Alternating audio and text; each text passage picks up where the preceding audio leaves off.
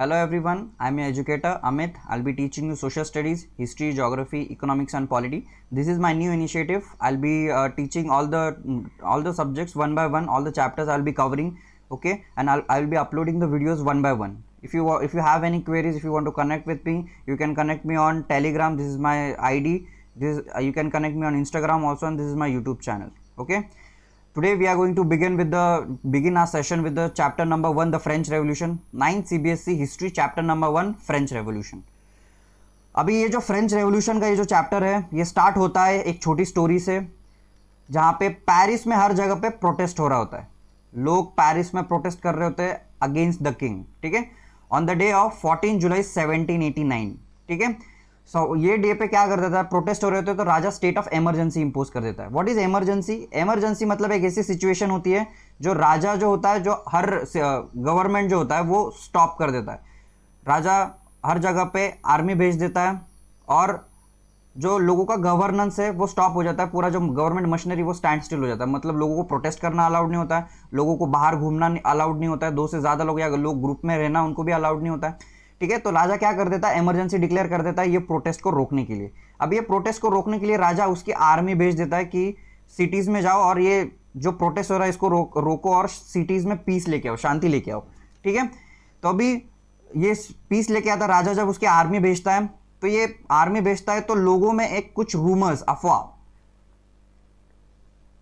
फैल जाते हैं लोगों में कि ये राजा ने जो आर्मी भेजी ये लोगों को मारने के लिए भेजी, ये जनरल पब्लिक को मारने के लिए राजा ने ये आर्मी भेजी है. तो ये 7,000 मैन एंड वुमेन ये सुन के क्या करते थे, फॉर्म अ मिलिशिया. अभी मिलिशिया क्या होता है? मिलिशिया मतलब मिलिटरी ऑर्गेनाइजेशन. मिलिटरी ऑर्गेनाइजेशन मतलब अभी ये ऑर्गेनाइजेशन क्या करेगी, they will take up weapons. राजा से लड़ने के लिए, राजा से फाइट करने के लिए अभी वो हथियार वेपन्स का इस्तेमाल करेंगे. That is called as military organisation, ठीक है. अभी उनके पास ऑर्गेनाइजेशन तो उन्होंने फॉर्म कर दी, पर अभी उनके पास वेपन्स है क्या? नहीं. तो वो वेपन्स के सर्च में गवर्नमेंट बिल्डिंग्स को डिस्ट्रॉय करना और उनके सर्च में चले जाते हैं, ठीक है. तो हर एक गवर्नमेंट बिल्डिंग में जाते हैं, उनको दिखता है कोई वेपन्स मिलते हैं नहीं मिलते, तो वो जो गवर्नमेंट बिल्डिंग्स होते हैं उसको डिस्ट्रॉय करना चालू करते हैं. तो वो गवर्नमेंट बिल्डिंग्स से जाते जाते एक फोर्ट्रेस में पहुंचते हैं बैस्टाइल नाम का. ये बैस्टाइल नाम का फोर्ट्रेस होता है, ये प्रिजन फोर्ट्रेस होता है, यहाँ पे प्रिजन्स रखे जाते हैं. जब ये 7,000 मैन एंड वुमेन यहाँ पे ये बैस्टाइल फोर्ट में घुसते हैं तो जो कमांडर होता है, जो सुपरवाइजर होता है फोर्ट का, उसको मार देते, ठीक है. और मारने के बाद जो प्रिजनर्स होते हैं पूरे फोर्ट में, वो प्रिजनर्स जो होते हैं उनको रिलीज कर देते, प्रिजनर्स को छोड़ देते और ये फोर्ट को डिस्ट्रॉय कर देते. आर्म्स ढूंढते, उनको वहाँ पे थोड़े बहुत आर्म्स मिलते हैं तो वो फोर्ट को डिस्ट्रॉय कर देते. और जो बैस्टाइल फोर्ट का जो फोर्ट होता है, बैस्टाइल फोर्ट जो होता है उसके जो स्टोन्स होते हैं, वो बैस्टाइल फोर्ट डिस्ट्रॉय करने के बाद जो स्टोन्स होते हैं वो मार्केट में सेल ऑफ कर देते, मार्केट में बेच देते. क्यों? As a symbol, as a sign, as a sovereignty of कि हम राजा के अगेंस्ट में प्रोटेस्ट कर रहे हैं, एज अ सिंबल, ठीक है. अभी ये जो राजा का जो प्रोटेस्ट होता है, ये बैस्टाइल को डिस्ट्रॉय किया जाता है, गवर्नमेंट बिल्डिंग्स को डिस्ट्रॉय किया जाता है. ये चेन ऑफ इवेंट्स ये at the end of the day led to the execution of the king. Execution of the king मतलब द किंग वॉज किल्ड. ये चेन ऑफ इवेंट से क्या हो जाता है, इसको फ्रेंच रेवोल्यूशन बोला जाता है. और ये प्रोटेस्ट करते करते लोग राजा को eight the end of the day मार देते हैं और कंट्री में, फ्रांस में डेमोक्रेसी सेटअप करते हैं. इसको फ्रेंच रेवोल्यूशन बोला जाता है. तो फ्रेंच रेवोल्यूशन क्या है? It is a landmark in the history of Europe. ये लैंडमार्क क्यों है? बिकॉज फ्रेंच रेवोल्यूशन के बाद ही लोगों को नेशनलिज्म का कंसेप्ट पता चला, नेशनलिज्म का कंसेप्ट पता चला, इक्वालिटी का कंसेप्ट पता चला कि इक्वालिटी क्या होता है. लोगों को ऐसा ये पता चला कि हम राजा के अगेंस्ट में लड़ भी सकते हैं और जो राजा का स्ट्रक्चर है उसको हम डिस्कार्ड भी कर सकते हैं और हमारी खुद की गवर्नमेंट या डेमोक्रेसी हम सेटअप कर सकते हैं. ये कब पता चला पूरे वर्ल्ड को? फ्रेंच रेवोल्यूशन के बाद, ठीक है. The revolution put an end to the monarchy. Monarchial form of government मतलब जो राजा है, ये फ्रेंच रेवोल्यूशन के बाद ये मोनार्कियल फॉर्म ऑफ गवर्नमेंट हट जाता है फ्रांस से, ठीक है. चलो अभी नेक्स्ट टॉपिक है the French society during the 18th century, ठीक है. ये जब 18th सेंचुरी की अपन बात करते हैं, 18th सेंचुरी मतलब कब से कब तक का टाइम होता है? 18th सेंचुरी मतलब ये 1701 से 1799 तक का टाइम होता है, ठीक है. 18th सेंचुरी बैकवर्ड चलता है कभी भी वो, ठीक है. अभी नेक्स्ट है, अभी जो फ्रांस था, फ्रांस की जब अपन बात करें, फ्रांस का बैकग्राउंड देखते हैं, वहां पे लोग कौन थे, राजा कौन था. फ्रांस में राजा था लुई द 16, ठीक है. वो कौन से डायनेस्टी का था? बर्बन डायनेस्टी का था, ठीक है.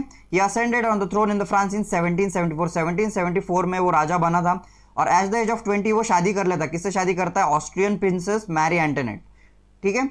अभी जब लुइस 16 जब थ्रोन पे बैठता है एज अ किंग, राजा ऐसे बनता है वो, तो फ्रांस का कंडीशन या फ्रेंच का जो बैकग्राउंड इकोनॉमिक कंडीशन होता है वो बहुत खराब होता है। फ्रांस बैंकरप्सी के पोजीशन पे होता है, it was in a financial turmoil, ठीक है। उनका इकोनॉमिक कंडीशन बहुत खराब होता है जब ये लुइस 16 थ्रोन पे बैठता है। अभी क्या फ्रांस की कंडीशन होती है जब लुइस 16 थ्रोन पे बैठता है, या क्या बैकग्राउंड होता है कंट्री का? Financially France was drain because of war. France was drain मतलब पैसे से इट वाज बिकमिंग बैंकरप्ट। क्यों बैंकरप्ट क्यों हो रहा था? क्योंकि फ्रांस सपोर्ट कर रहा था यूएसए को। जो अमेरिका की 13 कॉलोनीज जो है वो फ्रांस उसको सपोर्ट कर रहा था। ये 13 कॉलोनीज किसके अंडर में थी? ब्रिटिश के अंडर में थी। और ब्रिटिश का नेचुरल राइवल कौन होता है? फ्रांस। ब्रिटिश का नेचुरल राइवल कौन होता है? फ्रांस होता है। तो फ्रांस किसकी हेल्प करता है? 13 अमेरिकन कॉलोनीज की हेल्प करता है उनके इंडिपेंडेंस के लिए।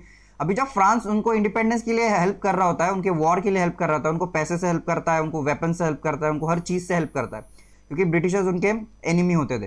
This war added more than $1 billion livre. ये लिवरे मतलब फ्रांस की करेंसी होती थी, लिवरे, करेंसी ऑफ फ्रांस।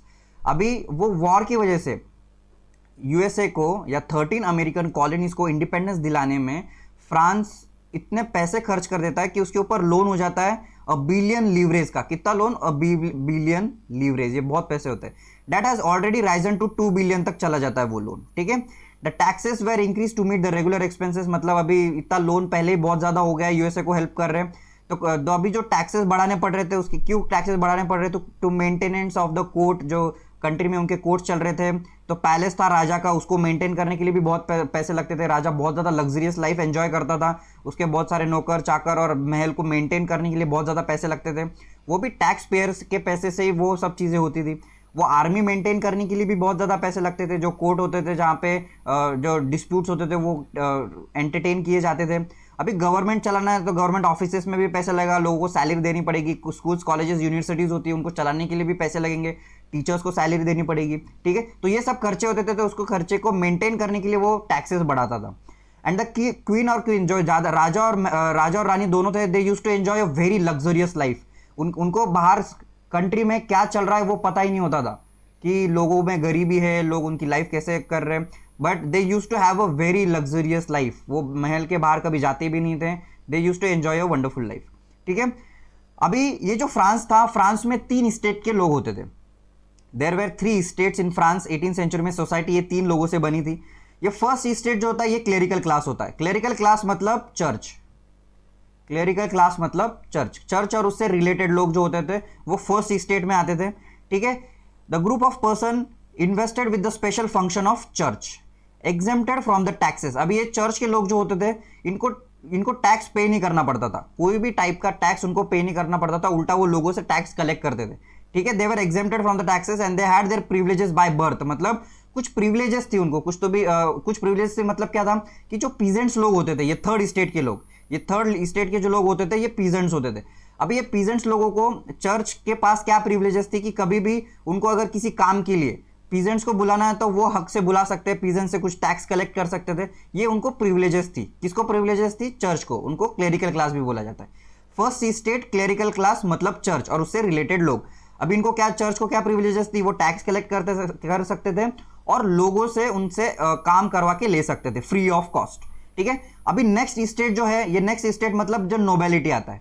नोबेलिटी मतलब राजा, उसके रिलेटिव्स, उससे राजा से रिलेटेड जो भी लोग होंगे, रॉयल रिलेशंस वाले, ये सेकेंड स्टेट में आते हैं।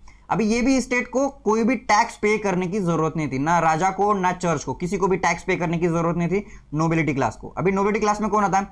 High ranking people and the families of the court and the royal relation, मतलब राजा के रिलेशन वाले। दे further enjoyed the feudal privileges. अभी फ्यूडल प्रिविलेजेस मतलब क्या? राजा या ये जो नोबल्स होते थे, ये लोगों, पीजेंट्स लोगों को फोर्स कर सकते थे कि उनके घर का काम करना, उनके एग्रीकल्चर लैंड पे काम करना, फोर्सफुली काम करना और उनसे टैक्स वसूल करना, ठीक है।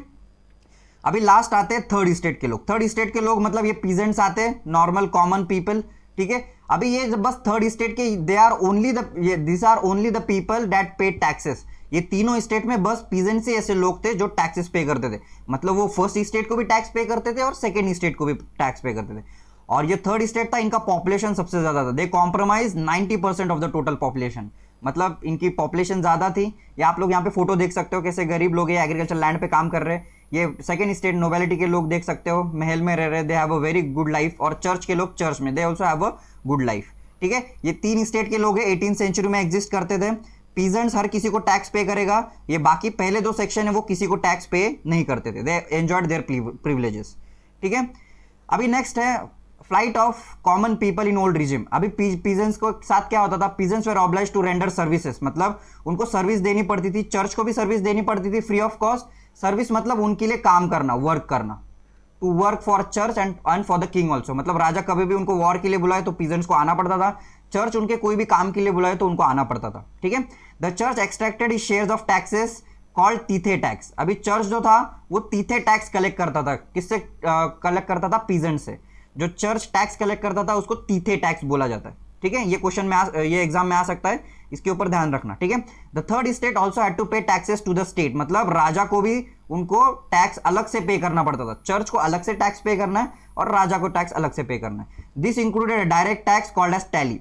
जो राजा को टैक्स पे करना पड़ता था उसको टैली बोला जाता था, और जो चर्च को टैक्स पे करना पड़ता था उसको तीथे टैक्स बोला जाता था। And a number of indirect taxes which are levied on the articles of everyday consumption, मतलब सॉल्ट, टोबैको, जो डे टू डे कंजम्पशन के गुड्स थे उस पर भी टैक्स अलग पे करना पड़ता था उनको। ठीक है, the burden of financing activity of the state through the taxes was borne by the third state alone, मतलब पूरा जो टैक्सेस कलेक्ट होता था वो बस थर्ड स्टेट से ही कलेक्ट होता था। अभी नेक्स्ट है लीवरे, मतलब मैंने बताया ये करेंसी है, it is a unit of currency in France. France में ये करेंसी होती थी लीवरे, जो डिसकंटिन्यू हो गई 1794 में। ठीक है, जो तीथे टैक्स होता है ये कौन कलेक्ट करता है, चर्च कलेक्ट करता है, किससे, पीजेंट से कलेक्ट करता है। किससे कलेक्ट करता है, पीजेंट से कलेक्ट करता है। और जो टैली टैक्स है वो डायरेक्टली टू द स्टेट, मतलब राजा को डायरेक्टली पे करना पड़ता था, मतलब पीजेंट्स को तीथे टैक्स भी पे करना पड़ता था, टैली टैक्स भी पे करना पड़ता था, उनको उनके लिए काम भी करना पड़ता था, जब राजा वॉर के लिए बुलाए तो वॉर के लिए भी जाना पड़ता था। ठीक है, चलो अभी नेक्स्ट है द स्ट्रगल टू सर्वाइव। अभी फ्रांस में जो लोग थे उनका कुछ स्ट्रगल है कि कैसे वो अपना लाइफ स्ट्रगलिंग उनका लाइफ था। ठीक है, अभी फ्रांस में जो पॉपुलेशन है it increase from 23 million in 1715 to 28 million in 1789। अभी फ्रांस का पॉपुलेशन क्या हो जाता है, फ्रांस का पॉपुलेशन बढ़ जाता है। अभी जब पॉपुलेशन बढ़ता है किसी कंट्री का, तो पॉपुलेशन अगर बढ़ रहा है ना, तो पॉपुलेशन को सस्टेन के लिए फूड ग्रेन प्रोडक्शन भी बढ़ाना पड़ता है, राइट, एग्रीकल्चर प्रोडक्शन बढ़ाना पड़ता है, क्योंकि अगर पॉपुलेशन बढ़ रही है, अगर उनको खाने को नहीं देंगे तो वो पॉपुलेशन सस्टेन कैसे होगी, राइट। तो पॉपुलेशन अगर फ्रांस में बढ़ रहा है तो फूड गेन प्रोडक्शन भी बढ़ाना पड़ेगा। ठीक है, तो फ्रांस के पॉपुलेशन बढ़ने की वजह से क्या हो गया, फूड ग्रेन प्रोडक्शन का भी डिमांड बढ़ गया, लोगों ज्यादा से ज्यादा फूड ग्रेन डिमांड करने लगे क्योंकि पॉपुलेशन बढ़ गया। Production did not match the increasing demand, मतलब क्या हो रहा था कि जितनी पॉपुलेशन बढ़ रही थी, जितनी डिमांड बढ़ रही थी, उतना प्रोडक्शन फूड ग्रेन का नहीं हो पा रहा था फ्रांस में। ठीक है, labourers wages were fixed but it did not keep pace with the rising prices. अभी लेबर लोग, जो पीजेंट्स लोग थे वो लेबरर्स थे, मोस्टली जो लेबर्स होते थे वो पीजेंट्स होते थे, और उनके जो वेजेस होते थे फिक्स्ड होते थे, भले ही गुड्स के प्राइसेस बढ़ जाए कम हो, इन्फ्लेशन कितना भी ज्यादा हो जाए कम हो जाए, इन्फ्लेशन मतलब general increase in the prices. अभी इन्फ्लेशन भले ही बढ़ रहा है पर लेबर लोगों का वेजेस फिक्स रहता था। ठीक है, तो ये इसके वजह से क्या हो गया, ये जो गैप आ गया किसमें, there was a gap between rich and poor. Poor तो पीजेंट्स थे, रिच अरिस्टोक्रेसी और नोबेलिटी और चर्च के लोग थे, तो इससे क्या हो गया, रिच और पुअर में गैप आ गया। ठीक है, और फूड ग्रेन प्रोडक्शन भी अगर उतना हो रहा नहीं तो इसका मतलब क्या हो गया, फूड शॉर्टेज होने लग गया। अभी फूड शॉर्टेज में चर्च तो खुद को सस्टेन कर लेगा, फिर नोबेलिटी और राजा उसके रिलेटिव लोग भी खुद को सस्टेन कर लेंगे क्योंकि उनके पास बहुत पैसा है। पीजेंट्स लोग इतने कम सैलरी में या कितने कम वेजेस में खुद को कभी सस्टेन नहीं कर पाते थे। ठीक है, so there was a gap between poor and the rich. This situation worst whenever drought और हेल रिड्यूस द हार्वेस्ट, मतलब जब ड्रॉट आ गया, बारिश ही नहीं हो रही थी, उसके वजह से क्या हो गया, क्रॉप फेलियर हो गया, क्रॉप फेल हो गए, क्रॉप फेल हुए, उसके बाद फूड शॉर्टेज और ज्यादा हो गया, फूड शॉर्टेज हो गया तो प्राइसेस फूड के ज्यादा और इंक्रीज हो गए, इन्फ्लेशन और ज्यादा बढ़ गया। This led to the subsistence crisis, मतलब लोगों के जो general day to day life के जो क्राइसिस है और बढ़ गए। ठीक है, अभी नेक्स्ट है सब्सिस्टेंस क्राइसिस, मतलब क्या, an extreme situation where the basic means of livelihood are endangered. Basic मतलब रोटी, कपड़ा, मकान, फूड, क्लोथिंग और शेल्टर, इसको बेसिक नेसेसिटीज बोला जाता है। ठीक है, तो फ्रांस में क्या होने लग गया, सब्सिस्टेंस क्राइसिस होने लग गया, मतलब जो पीजेंट्स थे उनको ये चीजों की तकलीफ होने लग गई, खाना नहीं मिलता था, कपड़े पहनने को नहीं थे, भूखमरी थी, उनके वेजेस बहुत कम थे। ठीक है, ये प्रॉब्लम्स थे, इसको सब्सिस्टेंशियल क्राइसिस बोला जाता है। अभी ग्रोइंग मिडिल क्लास, अभी मिडिल क्लास मैंने मिडिल क्लास का बर्थ होता है। फॉर एग्जाम्पल, पहले तो सोसाइटी में अरिस्टोक्रेसी और पीजेंट्स दोनों एग्जिस्ट कर रहे होते। अभी ये जो मिडिल क्लास होता है, ये मिडिल क्लास का बर्थ होता है इंडस्ट्रियल रेवोल्यूशन की वजह से। किसके वजह से होता है, इंडस्ट्रियल रेवोल्यूशन के वजह से। अभी इंडस्ट्रियल रेवोल्यूशन मतलब क्या? इंडस्ट्रियल रेवोल्यूशन स्टार्ट होता है सबसे पहले इंग्लैंड में, यूके में, ठीक है। अभी इंडस्ट्रियल रेवोल्यूशन मतलब क्या है कि इंडस्ट्रियल रेवोल्यूशन मतलब बहुत ज्यादा क्वांटिटी में या बहुत ज्यादा यूज इसमें इंडस्ट्री सेटअप हो जाते हैं यूरोप में। क्यों? इन्वेंशन बहुत ज्यादा होते हैं और कॉलोनी बनाना स्टार्ट होता है, तो रिसोर्सेज वहां से आ रहे होते हैं, पैसे आ रहे होते हैं, तो इंडस्ट्रीज फॉर्म होना स्टार्ट हो जाता है यूरोप में। जब इंडस्ट्रीज फॉर्म होती है तो जो पीजेंट्स होते हैं उनको काम मिलना चालू हो जाता है इंडस्ट्रीज में। अभी इंडस्ट्रीज में सुपरवाइजर लगेगा, वॉचमैन लगेगा, काम करने के लिए वर्कर्स लगेंगे, ठीक है। तो पीजेंट्स को मोनार्की के टाइम पे एम्प्लॉयमेंट मिलता था, बट बहुत रेयरली एम्प्लॉयमेंट मिलता था, कभी 1 महीना मिल गया, कभी 2 महीना मिल गया। पर अभी इंडस्ट्रियल रेवोल्यूशन की वजह से, फैक्ट्रीज की वजह से क्या होने लग गया? फैक्ट्री की वजह से जो पीजेंट्स थे उनको 365 डेज एम्प्लॉयमेंट मिलना चालू हो गया।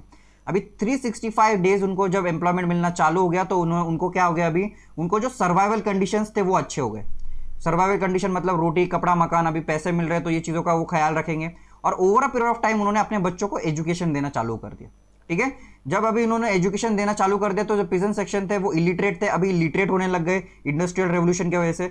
जब वो लिटरेट होने लग गए तो इनको नया नाम दिया गया, new middle class. New middle class society मतलब इनके पास थोड़े बहुत पैसे भी थे और एजुकेटेड भी थे, पीजेंट्स जैसे अनपढ़ नहीं थे, ठीक है। अभी 18th century led to the emergence of middle class. They had earn their wealth through expanding overseas trade. Trade करने लग गए, फैक्ट्रीज में काम करने लग गए।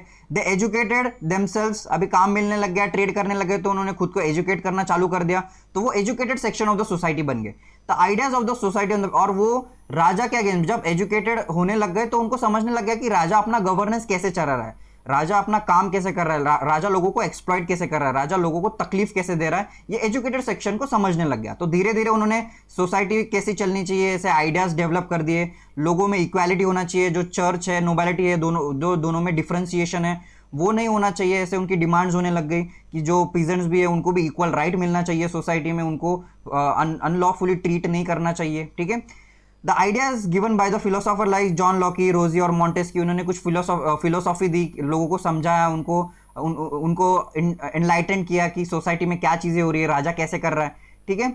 अभी स्प्रेड ऑफ द आइडियाज, अभी जो भी लिटरेट लोग थे, लिटरेट लोग अपने आइडियाज स्प्रेड करते थे, लोगों को समझाते थे कि जो राजा कर रहा है वो सही नहीं कर रहा है और सोसाइटी कैसे चलनी चाहिए, ठीक है। अभी ये आइडियाज कैसे स्प्रेड होती थी? लोग डिस्कस करते थे, इंटेलेक्चुअल लोग सलून्स में डिस्कस करते थे, कॉफी हाउसेज में वो चीजें डिस्कस होती थी, वो अगर जर्नल्स लिखते थे, न्यूज़पेपर लिखते थे, नोटिफिकेशन डालते थे, नए नए आइडियाज उससे स्प्रेड होती थी और वही आइडियाज सलून्स में डिस्कस होती थी, कॉफी हाउसेज में डिस्कस होती थी, बुक्स और न्यूज़पेपर में डिस्कस होती थी, ठीक है।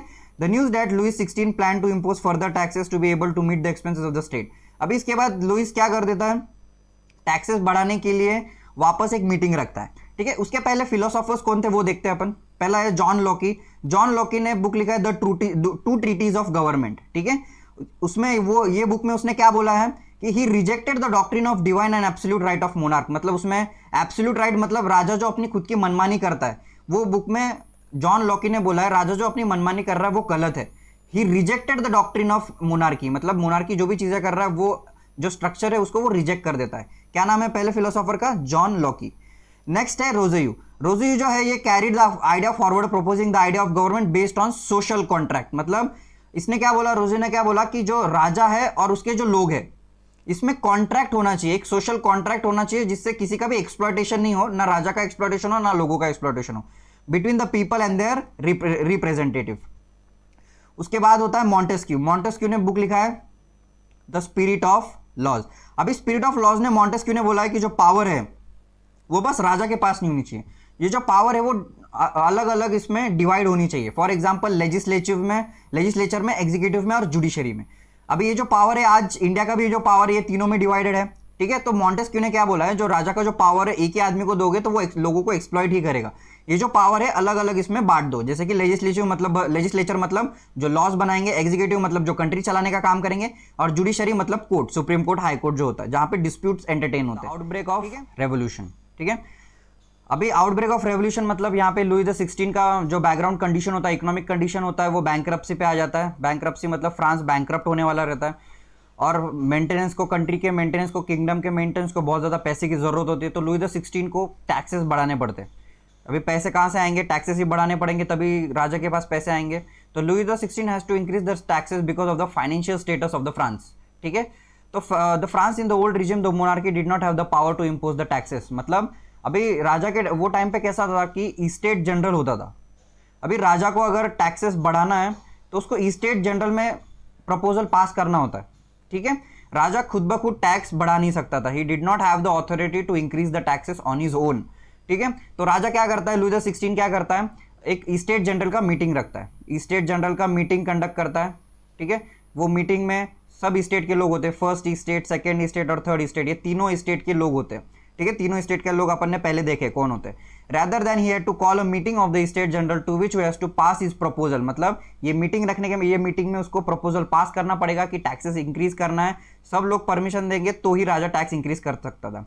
बस राजा के पास इतनी अथॉरिटी थी कि ये स्टेट जनरल का जो मीटिंग है वो राजा बस खुद डिसाइड कर सकता था कि मीटिंग रखना है कि नहीं रखना है, बाकी दूसरी अथॉरिटी नहीं थी राजा को, ठीक है। The monarch alone could decide when to call the meeting of his body, मतलब ये मीटिंग कब रखना है राजा डिसाइड करता था। और लास्ट टाइम ये मीटिंग 1614 में कंडक्ट हुई थी, लास्ट टाइम 1614 में टैक्सेस इंक्रीज हुए थे, ठीक है।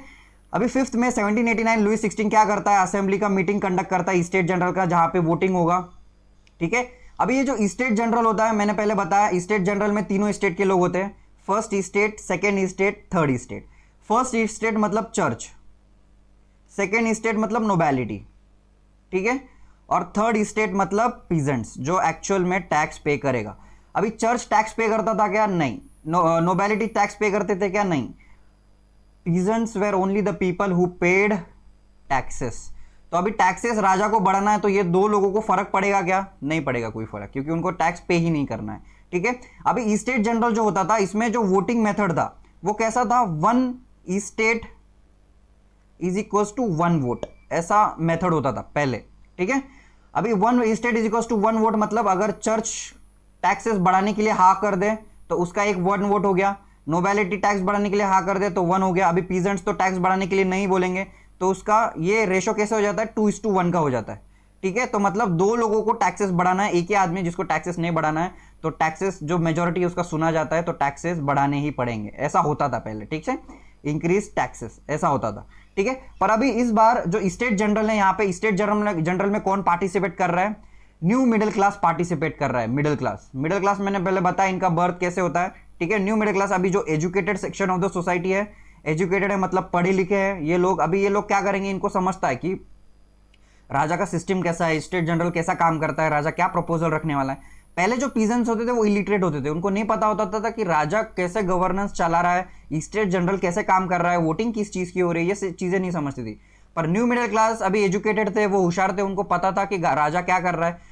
तो न्यू मिडिल क्लास इस बार पार्टिसिपेट कर रहे होते हैं, वो कुछ डिमांड रखते, ठीक है। अभी कुछ डिमांड रखने से पहले स्टेट जनरल में जो पीजेंट्स होते थे, पीजेंट्स, आर्टिसंस एंड वुमेन्स, इनको पार्टिसिपेट करना अलाउड ही नहीं था। किसको अलाउड नहीं था? पीजेंट्स, आर्टिसंस और वुमेन्स को, only middle class were allowed. अभी ये जो वुमेन थे ये लोग क्या करते थे, इनके जो ग्रेवियंसेस थे ये लेटर्स में लिख के ये न्यू मिडिल क्लास के लोगों को देते थे।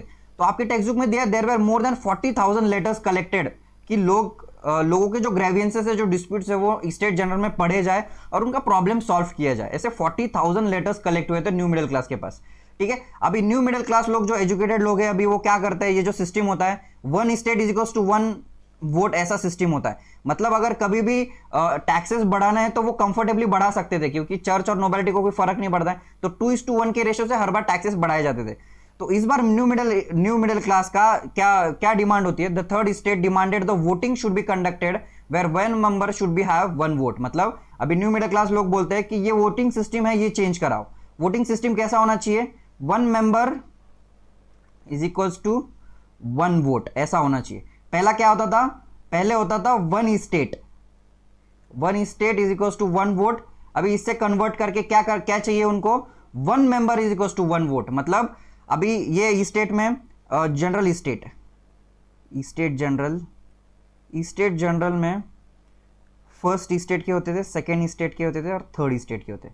अभी फर्स्ट स्टेट के 300 लोग होते थे, 300 रिप्रेजेंटेटिव्स होते थे, सेकेंड स्टेट के 300 रिप्रेजेंटेटिव होते थे और थर्ड स्टेट के 600 रिप्रेजेंटेटिव्स होते थे, ठीक है। अभी 1 member is equal to 1 vote कर दिया तो मतलब इनके भी 600 वोट हो जाएंगे और इनके भी 600 हो जाएंगे, मतलब टाई हो सकता है। अगर टैक्सेस बढ़ रहे तो वो कम किए जा सकते थे। पर पहले सिस्टम, पुराने सिस्टम में कैसा था, इनका 1 वोट, इनका 1 वोट और इनका 1 वोट। तो तो ये दो एक साथ आ गए, मतलब इनका वोट का कोई वैल्यू नहीं रहता। ठीक है, अब समझ रहा है ये सिस्टम। अभी न्यू मिडिल क्लास की क्या डिमांड थी, एक 1 member is equal to 1 vote रखो। अभी ये जो पुराना जो सिस्टम है राजा, ये बहुत सालों से चलते आ रहा था। राजा उनकी डिमांड सुनेगा क्या? नहीं सुनता है। तो राजा क्या बोलता है कि मैं वोटिंग सिस्टम नहीं चेंज कर सकता, जो चलते आ रहा है वही चलते रहेगा। But the proposal were rejected by the king. राजा ने रिजेक्ट कर दिया प्रपोजल कि मैं वोटिंग सिस्टम चेंज नहीं करूंगा। तो जो मेंबर्स थे थर्ड स्टेट के, जो भी न्यू मिडिल क्लास के मेंबर्स थे, मिडिल क्लास के जो भी लोग थे, they walked out of the assembly. मतलब जो स्टेट जनरल का जो मीटिंग था उसमें से उन्होंने वॉकआउट कर दिया, वहां से बाहर निकल गए गुस्से से कि उनकी डिमांड जो है वो एक्सेप्ट नहीं हो रही। वो गुस्से से बाहर निकल गए। जब वो गुस्से से बाहर निकले, उन्होंने बाहर आके उन्होंने खुद का नेशनल असेंबली फॉर्म किया। अभी नेशनल असेंबली मतलब क्या होता है? ये एक ऐसा बॉडी होता है जो अपने लिए खुद का कॉन्स्टिट्यूशन बनाएगा, खुद के लॉज बनाएगा, उसको नेशनल असेंबली बोला जाता है। ठीक है, the representatives of the third state view themselves as the spokesman for the whole French nation. मतलब जो थर्ड स्टेट के लोग थे अभी, मतलब द न्यू मिडिल क्लास लोगों को ऐसा लगा कि अभी ये सब पीजेंट्स लोगों के लीडर हम ही हैं, उनकी जो सिचुएशन है वो हम ही चेंज कर सकते। तो वो क्या करते हैं, वो जो मीटिंग होती है उससे बाहर निकलते हैं गुस्से से। And on 20 June the representative of the third state assembled in the hall of indoor tennis court.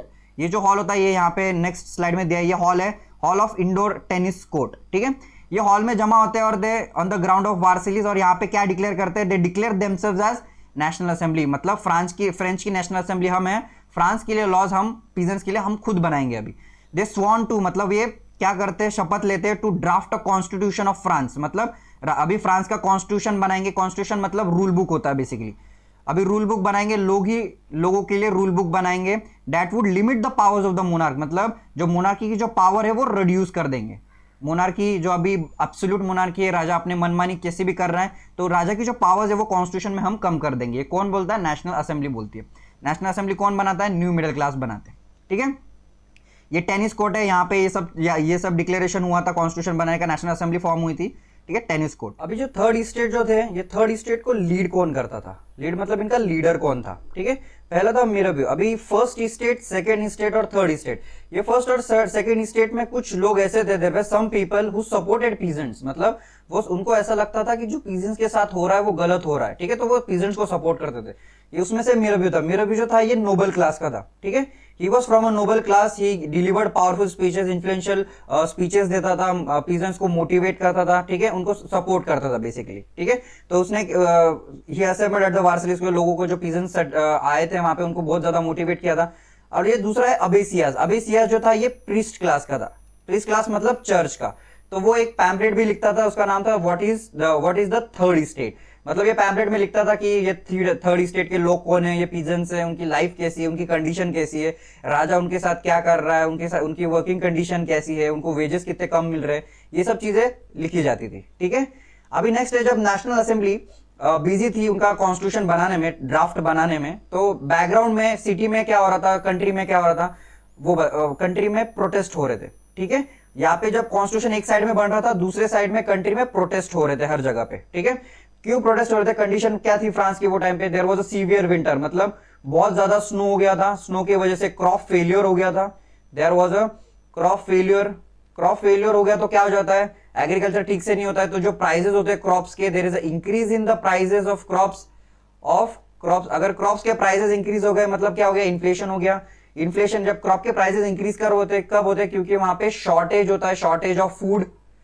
अभी शॉर्टेज ऑफ फूड, ये जब कंडीशन एग्जिस्ट कर रही है सोसाइटी में, तो मेरे को ये कंडीशन में मेरे को बताओ कि पीजेंट्स लोग सर्वाइव कर पाएंगे क्या? नहीं, पीजेंट्स लोगों की कंडीशन और खराब होगी, क्योंकि उनके वेजेस फिक्स थे, उनके वेजेस बहुत ज्यादा कम थे और वो फिक्स भी होते थे। जैसे इन्फ्लेशन बढ़ रहा है तो उनके वेजेस बढ़ते थोड़ी थे। तो there was hike in the bread prices. Often bakers, जो बेकर्स होते, जो ब्रेड बेचने वाले जो सेलर्स थे, ये सेलर्स जो होते थे, ये प्राइसेस ब्रेड की और ज्यादा बढ़ा देते थे और रेवेन्यू जनरेट करते थे खुद के लिए, बहुत ज्यादा पैसा कमाते थे, प्रॉफिट इंक्रीज करते थे अपना। उससे तकलीफ किसको होती थी? पीजेंट्स को होती थी। After spending hours in the long queues at the bakery, crowds of angry women stormed in the shops. मतलब उनके झगड़े होने लग गए। At the same time king ordered the troops to move into the Paris. मतलब जो bakery shops पे हर जगह पे उनके प्रोटेस्ट चल रहे थे, उनके झगड़े हो रहे थे प्राइसेस को लेके, फूड ग्रेन्स को लेके। The storming of the Bastille. अभी फ्रांस में क्या हो रहा था? हर जगह पे प्रोटेस्ट हो रहे थे, क्योंकि फूड प्राइसेस इंक्रीज हो गए थे। There were increase in the food prices, there was collapse of food grains का शॉर्टेज हो गया था। ठीक है। और हर जगह पे स्ट्रीट्स पे लोग क्या कर रहे थे, झगड़ा कर रहे थे, क्योंकि इन्फ्लेशन ज्यादा है, खाने के लिए कुछ नहीं है, इकोनॉमिक कंडीशन बहुत खराब है। तो 14 जुलाई पे क्या करते हैं लोग, गुस्से में जो बैस्टाइल का जो पैलेस होता है उसको डिस्ट्रॉय कर देते हैं, ठीक है। और जो कंट्री साइड में कुछ रूमर्स आते हैं, रूमर्स मतलब कुछ ऐसे अफवाह फैलते हैं कि जो लॉर्ड्स होते हैं, जो लैंडलॉर्ड्स होते हैं, उन्होंने बैंड ऑफ ब्रिगेड्स को हायर किया है पीजेंट्स को मारने के लिए, ठीक है। किसको मारने के लिए, पीजेंट्स को मारने के लिए, जो लैंड पे काम करते थे उनको मारने के लिए जो लैंडलॉर्ड्स होते हैं उन्होंने बैंड ऑफ ब्रिगेड्स को हायर किया, ठीक है। तो अभी उन्होंने वो जो पीजेंट्स होते थे वो डर गए कि भाई अभी ये बैंड ऑफ ब्रिगेड्स आएंगे, अपने को मारेंगे, अपने लैंड से हटा देंगे। तो पीजेंट्स जो होते थे वो उन्होंने क्या किया, जो एग्रीकल्चर में जो भी चीजें होती थी उन्होंने उसको अपना हथियार बनाया और उनसे वो लड़ाई के लिए चालू हो गए। उन्होंने होज लिया, पिच फॉक्स लिया और उन्होंने जो पैलेस होते थे लैंडलॉर्ड्स के उस पर अटैक करना चालू कर दिया डर के मारे। जो चिटॉक्स होता था, इसको क्या चिटॉक का क्या बोला जाता था, जो कैसल होता था उसको चिटॉक बोला जाता, मतलब उनका जो पैलेसेस होता था। और मैनर मतलब उनकी स्टेट होती थी, उनको एग्रीकल्चर लैंड, और उनका जो मैंशन होता था मतलब पैलेस। तो पीजेंट्स ने क्या किया, उनके जो पैलेसेस पे उस पर अटैक करना चालू कर दिया, ये चीजें लेके, ये एग्रीकल्चर की चीजें ये यूज होती थी। ये इससे उन्होंने, उनको लगा बैंड ऑफ ब्रिगेड्स आएंगे अपने को मारेंगे, तो अपन भी कुछ हथियार उठाते हैं उनको मारते हैं, ठीक है। अभी पीजेंट्स ने क्या करना चालू किया, peasants started looting and hoarding grains, मतलब उन्होंने जो भी पैलेसेस में ग्रेन्स होते थे वो लूटना चालू कर दिया। And burn down the documents, मतलब कौन से डॉक्यूमेंट्स उन्होंने बर्न कर दिए, मैनर और ड्यूज के, मतलब पीजेंट से टैक्स कलेक्ट करते थे तो उसका रिकॉर्ड रखा जाता था कि पीजेंट से कितना टैक्स कलेक्ट करना है। तो पीजेंट्स ने क्या कर दिया, ये रिकॉर्ड्स ही जला दिए। क्या कर दिए, ये रिकॉर्ड ही जला दिए, मतलब ये रिकॉर्ड जला दिए तो कोई किसी को टैक्स पे करना पड़ेगा, नहीं करना पड़ेगा। Large number of nobles fled from their homes, अभी बहुत सारे नोबल्स उन्होंने क्या किया, वो भाग गए वहां से, क्योंकि पीजेंट्स सब गुस्से में आ गए थे और मारना चालू कर रहे थे, तो वो अपने गांव से भाग गए। Many of them migrated to the neighbouring countries, बहुत सारे लोग वो कंट्री छोड़ के ही भाग गए, बहुत सारे लैंडलॉर्ड्स, ठीक है।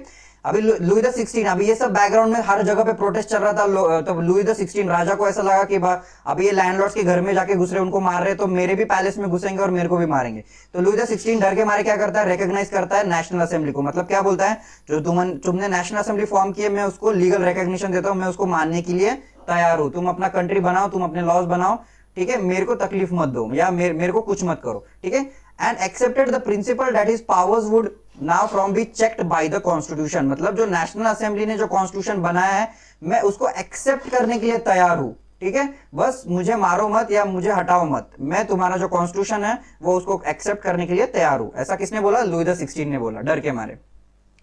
On the 4 August 1789 decree passed abolishing the feudal system and obligation. अभी जो नेशनल असेंबली आई थी उसने कुछ राजा से कुछ चीजें डिसाइड करके ली कि राजा का भी गवर्नेंस होगा वो कैसे होगा, क्योंकि नेशनल असेंबली के पास पावर आ गई है, लोगों के पास पावर आ गई, राजा डर गया। तो उन्होंने क्या किया, जो फ्यूडल सिस्टम था वो एबॉलिश कर दिया। फ्यूडल सिस्टम मतलब क्या, जो पीजेंट्स को फोर्सफुली काम करना पड़ता था चर्च के पास, राजा के पास, वो उन्होंने क्या कर दिया, अभी एबॉलिश कर दिया। उनको अभी टैक्सेस भी नहीं पे करना है, ठीक है।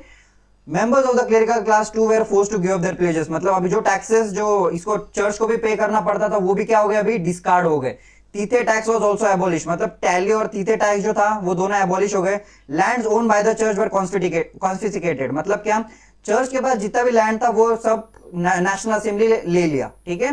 As a result the government acquired assets worth of 2 billion livres, मतलब चर्च और नोबेलिटी से उन्होंने जो भी एसेट्स एक्वायर किए वो 2 बिलियन लिवरेज के हो गए, मतलब वो जो फ्रांस का जो लोन था वो पे ऑफ हो जाता है इतने एसेट्स से, ठीक है। ये समझ रहा है, ये नेशनल असेंबली होने के बाद ये सब उन्होंने लोगों के लिए किया, ये सब प्रिविलेजेस हटा दिए, चर्च के प्रिविलेजेस हटा दिए, राजा के जो ऑटोक्रेटिक रूल था वो हटा दिया, ठीक है। Now France becomes a constitutional monarchy. Constitutional monarchy मतलब क्या, यहाँ पे कॉन्स्टिट्यूशन भी होगा प्लस राजा भी होगा, पर राजा को कॉन्स्टिट्यूशन के हिसाब से काम करना पड़ेगा, ठीक है। अभी 1791 the draft of constitution completed by the national assembly, 1791 तक जो नेशनल असेंबली फॉर्म हुई थी, ठीक है, टेनिस कोर्ट में, वो अभी अपना कॉन्स्टिट्यूशन बना के उनका रेडी हो जाता है। द मेन ऑब्जेक्टिव क्या था कॉन्स्टिट्यूशन का, to limit the power of monarch, monarch मतलब राजा। अभी वो कॉन्स्टिट्यूशन का क्यों बनाया, कैसे बनाया, कि राजा की जो पावर्स है ऑटोक्रेटिक नहीं होना चाहिए, राजा ने अपने खुद के हिसाब से मनमानी नहीं करनी चाहिए। This power instead of being concentrated in the hands of one person were now separated assigned to different institution, मतलब अभी जो नेशनल असेंबली ने क्या किया, जो पावर्स थी राजा की वो 3 लोगों में बांट दी, एक लेजिस्लेचर, एग्जीक्यूटिव और जुडिशरी, ठीक है। ये जो अभी पावर होगी ये तीनों लोगों के पास होगी, राजा के अकेले के पास पावर नहीं होगी। पहले क्या होता था, बस मोनार्की होती थी, मतलब बस राजा होता था और उसका एब्सोल्यूट रूल होता था, मतलब जो राजा बोलेगा वही होगा। पर अभी फॉर्म ऑफ गवर्नमेंट कैसा हो गया, राजा भी है और कॉन्स्टिट्यूशन भी है, और राजा को कॉन्स्टिट्यूशन के हिसाब से काम करना है। मतलब इसको क्या बोला जाता है, कॉन्स्टिट्यूशनल मोनार्की, मतलब limited power of the king. अभी नेक्स्ट है जो नेशनल असेंबली है, नेशनल असेंबली के पास क्या पावर है, टू मेक लॉज, उनके कंट्री के लिए खुद लॉज अभी खुद लोग बनाएंगे।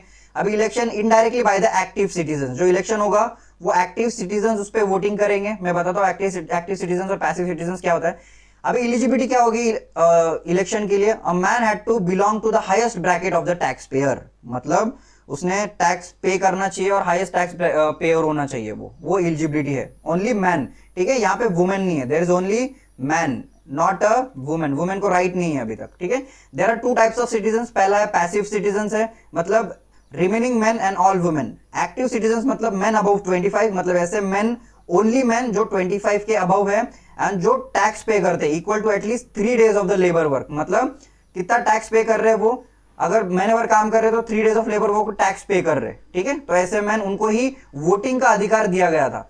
और ऐसे man they don't have the, जो टैक्स पे नहीं करते थे उनको वोटिंग नहीं दिया जाता, वुमेन को तो वोटिंग दिया ही नहीं जाता था, ठीक है। They were entitled to vote, मतलब जो एक्टिव सिटीजंस थे इनको ही वोटिंग पावर दिया गया था। To qualify as an elector and then as a member of the assembly, a man had to belong to the highest bracket of the taxpayer. अगर vote करना है और इलेक्शन के लिए भी खड़ा होना है तो उसको टैक्स पेयर होना ही पड़ेगा, ओनली मेन, ठीक है। अभी ये आपके टेक्स्ट बुक में ये चार्ट दिया हुआ है, यहाँ पे ध्यान दो, जो पैसिव सिटीजन है they have no voting right, वो 3 मिलियन मैन है, ठीक है। Women, children and youth below 25, इनको तो वोटिंग राइट दिया ही नहीं गया था। ये पैसिव सिटीजन मतलब they don't have voting right, voting right उनको नहीं है।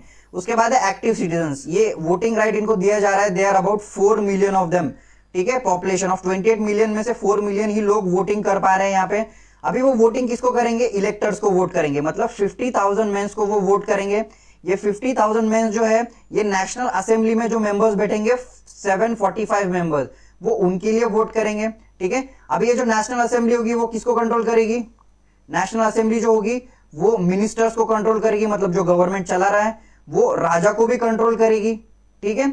और जो राजा जो है उसको नेशनल असेंबली में, मतलब ये जो बॉडी है जहां पे लॉज बने जाएंगे, यहाँ पे राजा को वेटो राइट दिया गया है। वेटो राइट मतलब जो राजा, अगर दोनों में टाई हो जाता है, मेंबर्स में टाई हो जाता है, तो एक वोट राजा कर सकता है, that is called as veto, ठीक है। अभी जो जजेस होंगे, जुडिशरी जो होगा, ये 3 फॉर्म ऑफ गवर्नमेंट्स मैंने बताया था, ये पावर अभी 3 लोगों के पास है। लेजिस्लेचर मतलब जो लॉज बनाएंगे, एग्जीक्यूटिव मतलब जो कंट्री चलाएंगे, राजा और उसके मिनिस्टर्स चलाएंगे कंट्री। अभी मिनिस्टर्स पे कंट्रोल कौन रखेगा, नेशनल असेंबली रखेगा। जो जजेस है, जुडिशरी है, वो उसके लिए भी वोटिंग कौन करेगा, एक्टिव सिटीजन उनके लिए वोटिंग करेगा। समझ रहा है ये चार्ट, जुडिशरी, एग्जीक्यूटिव और लेजिस्लेचर, ये अलग अलग लोगों के पास अलग अलग पावर्स है। और किंग और मिनिस्टर को कौन कंट्रोल कर रहा है, नेशनल असेंबली कंट्रोल कर रही है जो इलेक्टेड होती है। चलो, अभी जो कॉन्स्टिट्यूशन बनाया था, the constitution began with the declaration of right of a man and citizen, ये फ्रांस का कॉन्स्टिट्यूशन है। उसमें लोगों को राइट टू लाइफ दिया है, फ्रीडम ऑफ स्पीच है, मतलब बात करने का फ्रीडम है उनको, फ्रीडम ऑफ ओपिनियन है, अपना ओपिनियन खुद रख सकते हैं वो।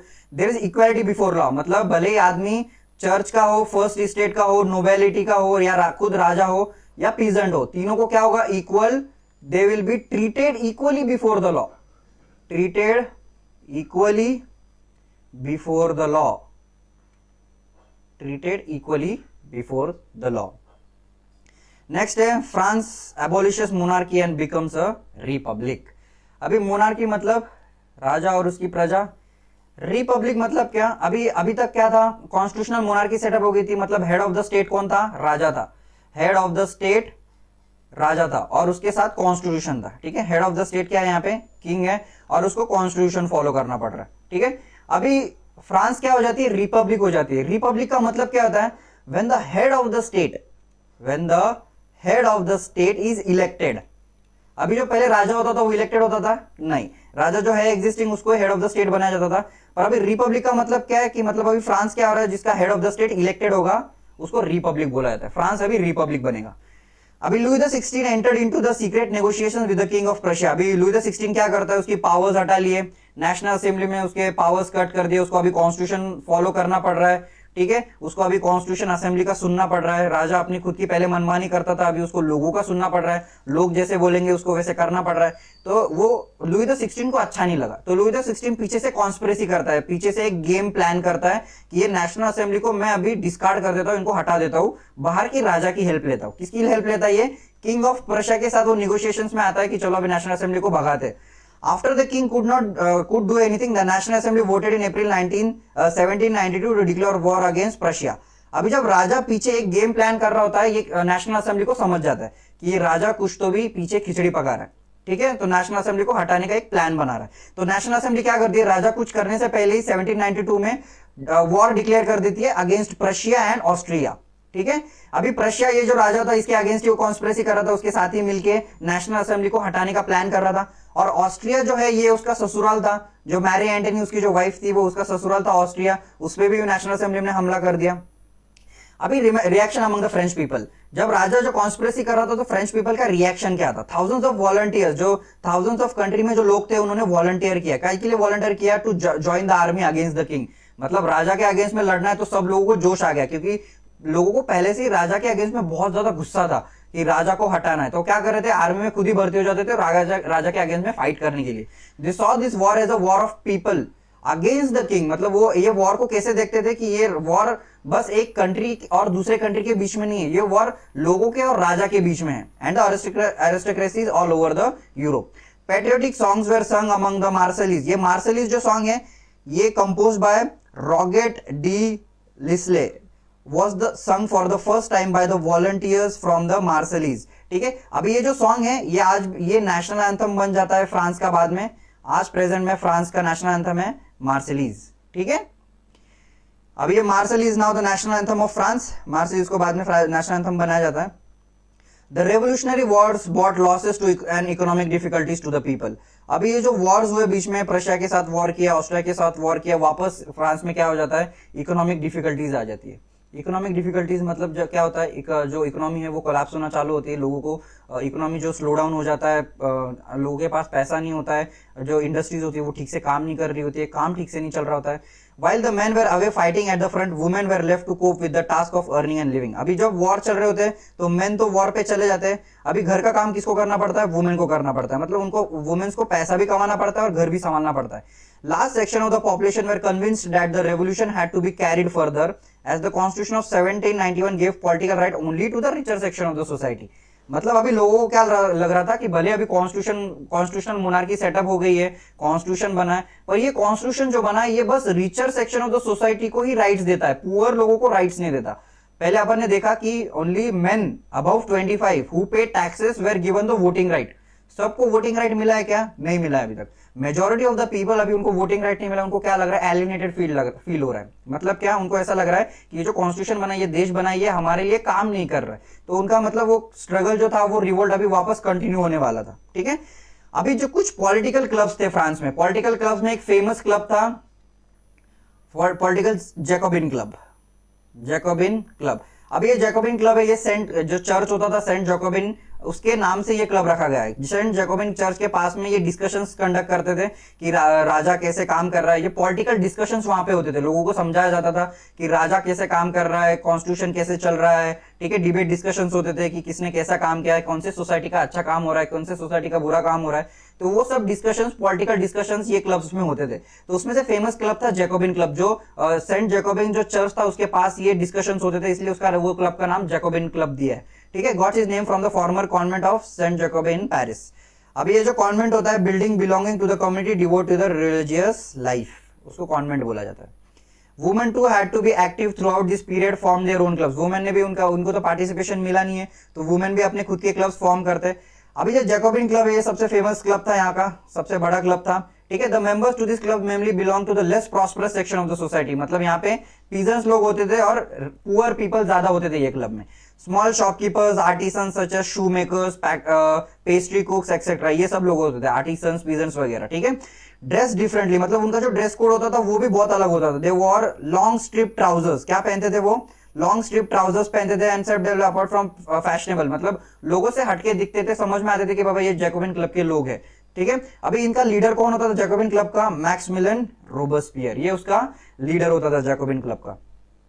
अभी जैकोबिन क्लब खुद को सैन क्लूटोस बोला करते थे खुद को। क्यों सैन क्लूटोस? क्योंकि सैन क्लूटोस मतलब ये जो rich section of the society थे वो सैन क्लूटोस पहनते थे। दोज विदाउट सैन क्लूटोस मतलब नी ब्रीचेस पहनते थे, उनको ये बोला जाता था, इसलिए उन्होंने खुद को क्या नाम दिया?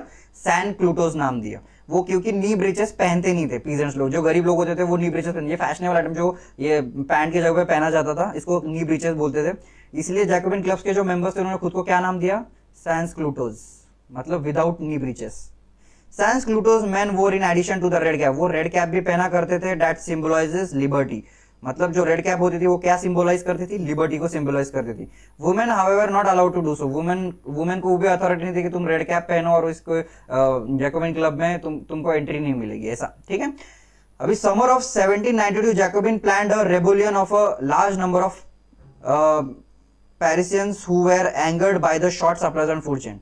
अभी समर ऑफ 1792 में क्या हो जाता है, तो जैकोबिन क्लब रिवोल्ट कर देता है, जितने भी मेंबर्स होते हैं, क्योंकि इकोनॉमिक कंडीशन पहले ही बहुत खराब होती है, लोगों को खाना नहीं होता है, फूड प्राइसेस वापस बढ़ जाते हैं, वॉर की वजह से इकोनॉमिक डाउनटर्न होता है, इकोनॉमी ठीक से नहीं चल रही होती है, तो लोगों में बहुत ज्यादा एंगर होता है, तो रिवोल्ट वापस से हो जाता है। इसका फायदा जैकोबिन क्लब के मेंबर्स होते हैं। वो समर ऑफ 1792 में क्या करते हैं, ये सिचुएशन होती है उसके गवर्नमेंट के अगेंस्ट सब लोगों को भड़का देते हैं और एक रिवोल्ट करते हैं, ठीक है। ये सैन क्लूटोस कपल है, इसका इमेज देख लो, ये ऐसा ड्रेस कोड होता था जैकोबिन क्लब का, रेड कैप पहना है इसने, ये जो मैन है इसने रेड कैप पहना हुआ है, यहाँ पे देख सकते हो, ठीक है, और लॉन्ग स्ट्रिप ट्राउजर, ये लॉन्ग स्ट्रिप ट्राउजर है।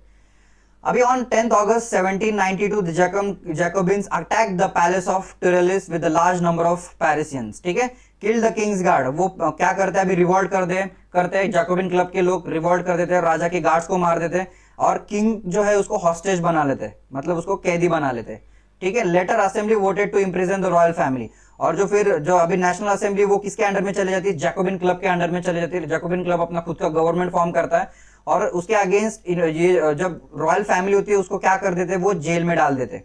वो वोट करते हैं, नेशनल असेंबली में वोटिंग होता है कि रॉयल फैमिली के साथ क्या करना चाहिए, तो उनको जेल में डालने के लिए सब लोग वोट करते हैं। Elections were held and voting rights were guaranteed to all men. अभी ये जो वोटिंग राइट है, जैकोबिन क्लब वोटिंग राइट किसको देता है, पहले voting right only men above 25 who paid taxes, उनको ही वोटिंग राइट था, पर अभी ये वोटिंग राइट किसको दे रहे हैं, all the main of 21 years of age and above regardless of wealth। भले उनके पास पैसे है नहीं, पर ऑल द मेन, यहाँ पे भी बस ओनली मेन को ही राइट मिल रहा है, यहाँ पे ध्यान दो। अब ये लास्ट है, the newly elected assembly was called as convention, मतलब जो इलेक्टेड असेंबली थी उसको, जो नेशनल असेंबली थी उसको क्या बोला जाता था, कन्वेंशन बोला जाता था, ठीक है। अभी नेक्स्ट है 21 सितंबर 1792 मोनार्की वाज एबॉलिश, मतलब राजा को हटा दिया, monarchy was scrapped and France was declared as republic. Republic मतलब क्या, when the head of the state is elected. अभी राजा को हटा दिया तो हेड ऑफ द स्टेट क्या होगा, अभी इलेक्ट होगा by the people, elected by the people. A republic is a form of government where the people elect the government including the head of the state, मतलब government को भी elect करेंगे और head of the state को भी elect करेंगे। There is no hereditary monarchy, मतलब राजा फिर उसका बेटा हेड ऑफ द स्टेट नहीं रहेगा, अभी इलेक्टेड मेंबर्स होंगे। अभी on the charge of treason Louis the 16 was sentenced to death, ठीक है, उसके ऊपर मुकदमा चला गया लुइस 16 के ऊपर और उसको चार्ज किया गया, sentence to death by the court and was publicly executed, मतलब उसको पब्लिकली मारा गया on 21 January 1793 at the Place de la Concorde, ठीक है, at the Place de la Concorde, ठीक है। उसके बाद जो नेक्स्ट है, ये पेंटिंग में भी देख लो, यहाँ पे राजा को फांसी दी गई है। नेक्स्ट है द क्वीन मैरी एंटनी, उसको भी थोड़ी दिन बाद उसको भी वापस गुलिटीन किया गया, ठीक है, गुलिटीन। अभी नेक्स्ट टॉपिक है reign of terror. Reign of terror मतलब ये रोबोस्पियर के टाइम की बात कर रहे हैं। रोबोस्पियर के पास गवर्नमेंट आता है, मतलब अभी गवर्नमेंट किसके पास आता है, जैकोबिन क्लब के पास आता है। जैकोबिन क्लब का हेड कौन होता है, रोबोस्पियर होता है।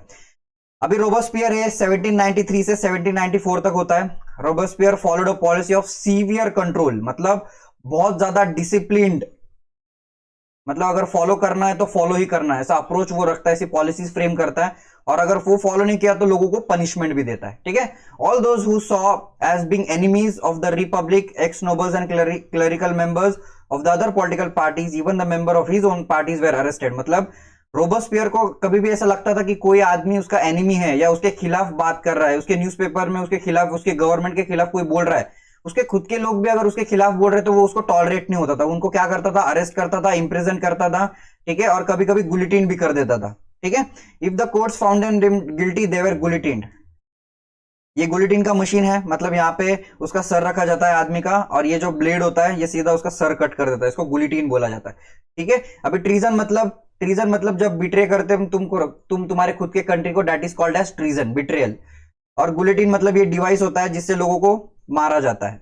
Changes introduce by Robespierre. Robespierre अभी क्या क्या चेंजेस लाता है उनके कंट्री में? ये issues laws placing a maximum ceiling on the wages and prices. मतलब क्या होता है, वो इकोनॉमी में क्या करता है, जो वेजेस होता है उसके लिए लिमिट लगा देता है। मतलब अगर वेजेस इकोनॉमी में 300 रुपए रखे, 300 पर डे, तो 300 से नीचे भी कोई आदमी पे नहीं करेगा, 300 से ज्यादा भी कोई पे नहीं करेगा। और ये प्राइजेस किसके लिए भी होंगे? गुड्स के लिए भी। गुड्स के लिए उसने क्या कर दिया, प्राइस सीलिंग लगा दिया कि गुड्स के प्राइसेस ज्यादा भी ऊपर नहीं जाएंगे और ज्यादा नीचे भी नहीं जाएंगे, जिससे क्या होगा, पीजेंट्स को तकलीफ नहीं होगी, और जो ज्यादा प्राइसेस बढ़ेंगे उससे ट्रेडर्स को भी प्रॉब्लम नहीं होगा। ठीक है, meat and bread were ration. Ration मतलब क्या होगा, अभी स्टेट गवर्नमेंट खुद प्रोवाइड करेगा ब्रेड एंड मीट, खाना खुद कौन प्रोवाइड करेगा कम प्राइसेस में? खुद स्टेट, मतलब जो कंट्री प्रोवाइड करेगी। Peasants were forced to transport their grains to the cities and sell at the prices fixed by the government। मतलब उसने क्या क्या क्या बोला, जो peasants से जो एग्रीकल्चर प्रोड्यूस कर रहे हैं उनको एग्रीकल्चर प्रोड्यूस सिटीज में सेल करना है, और गवर्नमेंट जो प्राइजेस पे फिक्स करेंगे वही प्राइजेस पे उनको सेल करना है। The use of the more expensive white floor was forbidden. मतलब जो एक्सपेंसिव व्हाइट फ्लोर था वो अभी बैन कर दिया है। अभी सब लोगों को क्या खाना पड़ता था, द लोफ, मतलब जो common bread, the equality bread बोला जाता था उसको, ये सब लोगों को अभी खाना पड़ेगा, ये उसने कंपलसरी कर दिया। Equality was sought to be practise throughout the forms of speech and expression. मतलब लोगों को स्पीच एंड एक्सप्रेशन का इक्वालिटी दिया उसने।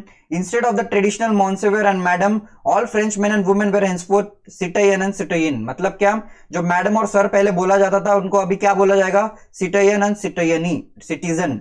ठीक है, the churches were shut down. अभी रोबोस्पियर ने ये जो काम किया, ये सबसे उसके वजह से उसको कॉन्सिक्वेंसेस भी झेलने पड़े। जो चर्चेस थे उसने क्या कर दिया, उसको शट डाउन कर दिया, सब चर्चेस बंद कर दिए, और उनकी जो बिल्डिंग थे उसको उसके गवर्नमेंट ऑफिसेस बना दिया, या आर्मी का बैरक्स बना दिया। जो बैरक्स होते हैं वो आर्मी का रेस्टिंग प्लेस होता है, ठीक है, आर्मी की जगह होती है, उसको बैरक्स बोला जाता है। तो जितने भी चर्चेस थे उसने पूरे कंट्री में चर्चेस बंद करा दिए और उसको अपने गवर्नमेंट ऑफिसेस में कन्वर्ट कर दिया, या उसको बैरक्स बना दिया। अभी ये जो चीज उसने, ये जो डिसीजन लिया, ये सबसे हार्मफुल डिसीजन उसके लिए रहा, क्योंकि लोगों के रिलीजियस सेंटिमेंट्स हर्ट हो गए थे इससे। चर्च को ही हटा दिया तो लोग प्रे कहां करेंगे, भगवान को कहां मानेंगे? ठीक है, तो इसके वजह से Robespierre was convicted by the court.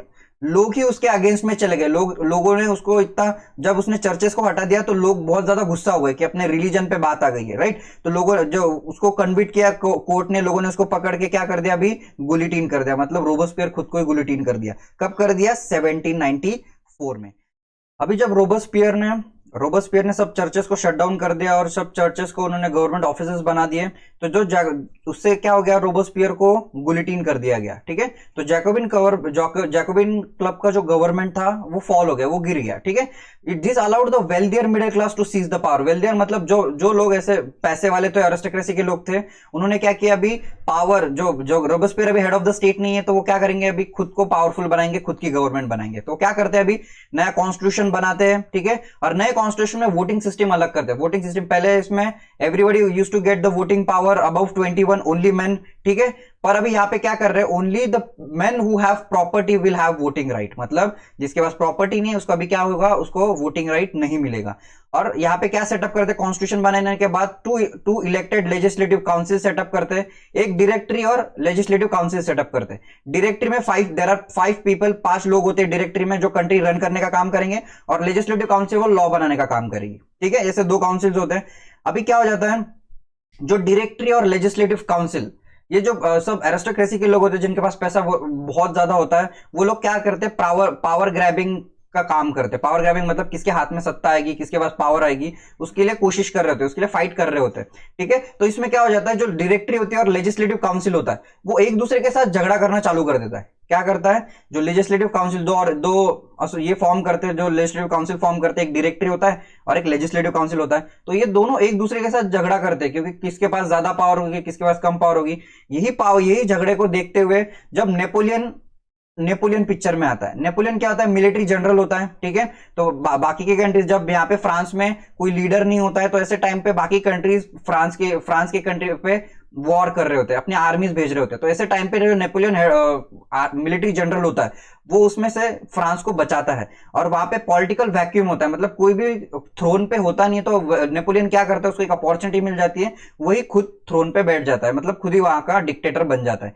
Clashes between the directory and legislative council led to the political instability, दोनों में झगड़ा चल रहा था तो पॉलिटिकल इंस्टेबिलिटी हो गई थी। This pave the way for the rise of the military leader dictator that is Napoleon Bonaparte. ठीक है, अभी ये कंटेक्स्ट में वुमेन्स अपना रेवोल्यूशन कैसे कर रही थी, उनको तो वोटिंग राइट भी नहीं था, वो देखते हैं। ठीक है, from the very beginning women where active participate in the events. क्यों वुमेन पहले से ही बहुत ज्यादा एक्टिव पार्टिसिपेंट थी, क्योंकि वोटिंग राइट उनको कभी दिया ही नहीं गया, ना उनको स्टेट जनरल में पार्टिसिपेट करना अलाउड था। ठीक है, the most movement of the third state had to work for the living, मतलब जो थर्ड स्टेट पीजेंट्स की जो वुमेन्स थे उनको काम करना पड़ता था, क्योंकि मेन जो होते थे वो एक तो वॉर्स पे जाते थे या बाहर चर्च के काम के लिए जाते थे, तो वुमेन्स को जो घर, उनको घर भी संभालना पड़ता था और घर के लिए कमाना भी पड़ता था। Those women did not have access to the education और जॉब ट्रेनिंग, मतलब उनके लिए कोई एजुकेशन भी नहीं था वुमेन के लिए एज सच, और उनके लिए जॉब ट्रेनिंग भी नहीं दी जाती थी कि उनको अगर गवर्नमेंट जॉब ट्रेनिंग देता है तो उनको कहीं तो भी काम तो भी करते आता, तो वो जॉब ट्रेनिंग भी उनको अलाउड नहीं था। Working women had also to care for their families, उनको उनका घर संभालना पड़ता था। They have to cook, fetch water, पानी लाना पड़ता था। Their wages were lower than those of man, मतलब जितने भी वुमेन्स को काम मिल जाता था दूसरे के घर पे, क्या हाउस होल्ड डोमेस्टिक वर्क करते थे, उनको एज कंपेयर टू मैन उनको वेजेस भी बहुत कम मिलते थे, because they are women. Daughters of the noble और wealthier members of the third state could only study at the convent after which their families arranged a marriage for them, मतलब जो nobles या wealthier जो nobles थे उनकी जो daughters थे, उनकी जो लड़कियां थी, तो उनको बस एजुकेशन अलाउड था। ठीक है, पर उनको एजुकेशन होने के बाद उनकी शादी कर दी जाती थी, राइट, उनको जॉब करना अलाउड नहीं था। The working woman has also to take care of their families, cook fresh water, queue for the bread, and look after the children. Their wages were lower. ठीक है, to discuss the voice of the interest women started their own political clubs. अभी women's का कोई सुन रहा नहीं था, कोई भी क्लब्स में उनको आना अलाउड नहीं था, स्टेट जनरल में आना अलाउड नहीं था, तो वुमेन्स ने क्या किया, उनका खुद का पॉलिटिकल क्लब चालू किया। उन्होंने उनका खुद का न्यूज़पेपर बनाया जिसमें उनको उनके खुद के चीजें बताता है कि वुमेन की कंडीशन कैसे है, उनको हाईलाइट करता है, उनके जो न्यूज है उसको हाईलाइट करता है। About 60 women clubs came up in different French cities, मतलब 60 वुमेन क्लब्स बनने लग गए क्योंकि वुमेन का पार्टिसिपेशन ज्यादा होने लग गया। The society of the revolutionary and Republican women was the most famous of them. कौन सी फेमस वुमेन्स की कौन सा जो ऑर्गेनाइजेशन ऑफ पॉलिटिकल क्लब है वो कौन सा फेमस था? The society of revolutionary and Republican women, ये सबसे फेमस था। मेन डिमांड क्या थी इसकी ऑर्गेनाइजेशन की? Right to vote for the women as well, मतलब वुमेन्स को भी वोटिंग राइट मिलना चाहिए। Women disappointed that the constitution of 1791 reduce them to a passive citizen. जो 1791 में कॉन्स्टिट्यूशन बना था तो वुमेन को पैसिव सिटीजन बनाया था, मतलब उनको वोटिंग में अधिकार नहीं था या उनको स्टेट जनरल में भी अलाउड नहीं था पार्टिसिपेट करना। They demanded the right to vote to be elected to the assembly and to hold political office, मतलब उनको क्या क्या चाहिए? उनको एक तो वोट भी करना, राइट टू वोट भी चाहिए, और उनको पॉलिटिकल ऑफिस के लिए एज ए इलेक्टर भी खड़े होते आना चाहिए, उनकी ये डिमांड्स होती थी। ठीक है, अभी the revolutionary government and the women, the creation of, अभी रेवोल्यूशनरी गवर्नमेंट मतलब जो जैकोबिन क्लब का जो गवर्नमेंट होता है, जैकोबिन क्लब रोबेस्पियर ने वुमेन्स के लिए कुछ अच्छा भी काम किया था और कुछ बुरा भी काम किया था। ठीक है, अभी अच्छा काम क्या किया था उन्होंने, रोबेस्पियर ने वुमेन्स के लिए या गर्ल्स के लिए स्टेट स्कूल बनाए थे। Schooling was made compulsory for all the girls, सब लड़कियों के लिए स्कूलिंग कंपलसरी कर दिया रोबेस्पियर ने। Their father could no longer force them to marry, मतलब रोबेस्पियर ने क्या किया, कोई भी लड़की हो वो उसके फादर उसको फोर्सफुली किसी जगह पे उसका शादी नहीं लगा सकते थे, मतलब आप उसके विल के अगेंस्ट उसकी शादी नहीं कर सकते थे। ठीक है, marriage was made a contract, मतलब मैरिज को कॉन्ट्रैक्ट कर दिया, कॉन्ट्रैक्ट बना दिया। अगर वुमेन को डिवोर्स चाहिए तो उसको डिवोर्स देने की फैसिलिटी भी उन्होंने अवेलेबल कराई। Entered into freely and registered under civil law. Divorce was made legal, जो डिवोर्सेस होता था वो लीगल बना दिया। Both men and women can apply, अगर कोई मैन है उसकी वाइफ को अगर वो तकलीफ दे रहा है तो वो लॉफुली डिवोर्स ले सकता था उससे, ठीक है, ले सकती थी उससे। जॉब ट्रेनिंग रोबेस्पियर ने वुमेन्स को प्रोवाइड किया। जॉब ट्रेनिंग मतलब काम कैसे करना चाहिए इसका ट्रेनिंग दिया जाता है, तो रोबेस्पियर ने वुमेन्स को भी ट्रेनिंग दी। ठीक है, इससे क्या होगा कि उनको सोसाइटी में जॉब मिलेगा, इकोनॉमी में उनको अर्निंग करते हैं कि कमाते आएगा, right. Reign of Terror and Women, new government issues laws ordering closure of the women. अभी रोबेस्पियर ने और नेगेटिव पॉइंट्स क्या थे? जो न्यू गवर्नमेंट था रोबेस्पियर का, उसने जो वुमेन के जितने भी क्लब्स थे वो बंद कर दिए। भले ही कुछ फैसिलिटीज प्रोवाइड की पर उनके सारे क्लब्स बंद कर दिए, कोई पॉलिटिकल फ्रीडम नहीं या कोई क्लब्स वगैरह नहीं। और उनकी जो पॉलिटिकल एक्टिविटीज थी वो भी बैन कर दी रोबेस्पियर ने। मेनी प्रोमिनेंट वुमेन लीडर्स थे उनको क्या कर दिया, अरेस्ट कर दिया। और कुछ जो वुमेन लीडर्स थे जो ज्यादा ही एक्टिव थे उनको एग्जीक्यूट भी कर दिया, मतलब गुलिटीन कर दिया रोबेस्पियर ने। ठीक है। The women women movement for voting right and equal wages continued through the next 200 years, अगले 200 साल तक उनका स्ट्रगल कंटिन्यू रहा, ठीक है। In the many countries of the world the fight for the vote was carried out through an international suffrage movement. अभी women का जो वोटिंग का राइट था या उनके अधिकार के लिए वो इंटरनेशनल सफरेज मूवमेंट रन करते थे from 19 and early 20th century तक। The family of the political activities and the French women during the revolution was kept alive and in inspiring memory. अभी जो वुमेन का जो स्ट्रगल था वो अगले 200 साल तक कंटिन्यू रहा, एंड फाइनली 1946 उनको क्या मिलता है, राइट मिलता है, राइट टू वोट। किसको मिलता है, वुमेन को। 1946 में उनको वोटिंग राइट मिलता है। नेक्स्ट है एबॉलिशन ऑफ स्लेवरी। अभी स्लेवरी मतलब क्या, स्लेव, फ्री ऑफ कॉस्ट काम करना है, तुम्हारे नौकर बन के रहेंगे, ठीक है। उनको खाना भी देने की जिम्मेदारी तुम्हारी नहीं है, बस तुम्हारे लिए काम करेंगे और तुम्हारे नौकर बन के रहेंगे जिंदगी भर। They are called as slaves, ठीक है। One of the most revolutionary social reform of the Jacobin regime was the abolition of slavery. मतलब जैकोबिन क्लब का ये सबसे इंपॉर्टेंट अचीवमेंट बोल सकते हो या डिसीजन बोल सकते हो कि उन्होंने स्लेवरी को अबॉलिश कर दिया। मतलब कोई भी अरिस्टोक्रेसी का आदमी या कोई भी आदमी कोई भी अपने घर पे स्लेव्स नहीं रखेगा, ठीक है। Colonies in the Caribbean, Martinique, Guadeloupe, and the San Domingo were the important suppliers of the commodities such as tobacco, indigo, sugar and coffee. ये जो एरियाज होते हैं ये साउथ अमेरिका के एरियाज हैं, तो यहाँ पे कौन से गुड्स कमोडिटीज मिलते थे, tobacco, indigo, sugar and coffee produce होते थे। Europeans were reluctant to go and work at such distant places. तो यूरोपियंस अगर उन्होंने ये सब एरियाज को अपना कॉलोनी बनाया तो ये खुद जाके वहां पे काम करेंगे क्या, नहीं, उनको वहां पे इतना दूर जाके काम करना अच्छा नहीं लगता था। तो उसके लिए क्या करते थे वो, तो लेबर हायर करते थे। अभी लेबर के लिए तो पैसा देना पड़ता था। अभी ये जो स्लेव्स होते थे ये तो फ्री ऑफ कॉस्ट मिलते थे, तो उनको क्या सही लगता था कि ये स्लेव्स ही परचेस कर लो और जिंदगी भर अपने फैक्ट्रीज पे अपने एग्रीकल्चर पे काम करेंगे, ठीक है। तो उससे ये ट्रायंगल बनता है, ट्रायंगुलर स्लेव ट्रेड। अभी ये क्या है, ये यूके और फ्रांस है, ये यूके, ये फ्रांस, ये दोनों कंट्री है, ठीक है। ये यहां पे ये अफ्रीका है, ठीक है, ये साउथ अमेरिका है, ये नॉर्थ अमेरिका है, ठीक है। अभी यहां पे स्लेव ट्रेड कैसा होता था, अभी यहां से ये इनका शिप ब्रिटिशर्स का या फ्रेंच लोगों का शिप निकलता था, वो जाते थे यहाँ पे अफ्रीकन कॉन्टिनेंट में। यहां से क्या करते थे, उन स्लेव्स को परचेस करते थे, एजेंट से, लोगों से परचेस करते थे और शिप में डालते थे। और शिप से लेके कहा जाते थे, शिप से लेके कुछ मतलब स्लेव्स यहाँ पे आके वापस यहाँ लेके आते थे और उसको उनको ट्रेड किया जाता था, ठीक है। बाकी जो प्लांटर्स थे, अरिस्टोक्रेसी के लोग थे, उनको ट्रेड करते थे और ट्रेड से उनकी जो कॉलोनीज थी, यूएसए में उनकी कॉलोनीज थी, साउथ अमेरिका में उनकी जो कॉलोनीज थी, वहां पे वो स्लेव्स को भेजा जाता था। क्यों, काम करने के लिए, उनके इंडस्ट्रीज में काम करने के लिए, उनके एग्रीकल्चर लैंड पे काम करने के लिए, ठीक है। तो वो फ्री ऑफ कॉस्ट स्लेव्स होते थे।